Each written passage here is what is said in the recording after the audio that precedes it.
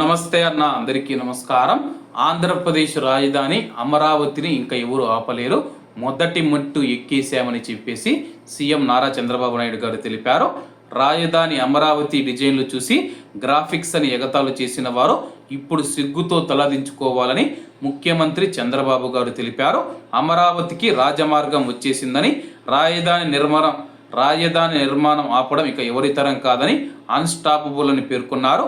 రాజధానిని అడ్డుకోవడానికి అనేక ప్రయత్నాలు చేసినా ఇప్పటికీ చేస్తూ ఉన్న దుర్మార్గులతో రాష్ట్రానికి పెను ప్రమాదం ఉందని సీఎం గారు ఆగ్రహం వ్యక్తం చేశారు. విజన్ లేని వ్యక్తులు చెప్పే మాటలు వినొద్దని రాజధాని రైతులకు సూచించారు. 2028 నాటికి అమరావతిని అద్భుత రాజధానిగా తీర్చిదిద్ది ప్రధాని చేతుల మీదుగా ప్రారంభిస్తామని చంద్రబాబు గారు ప్రకటించారు.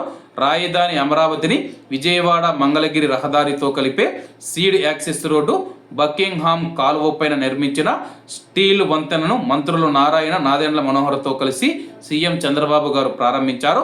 ఈ సందర్భంగా నిర్వహించిన సభలో రైతులు, ప్రజలను ఉద్దేశించి సీఎం గారు మాట్లాడారు.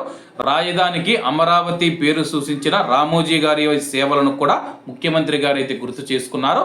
ప్రస్తుతం అయితే రాజధాని పనులు వేగంగా జరుగుతూ ఉన్నాయి. రాబోయే రోజుల్లో అమరావతి రాజధాని ఏదైతే ఉందో వేగంగా అభివృద్ధి చేస్తామని చెప్పి సీఎం గారు తెలిపారు.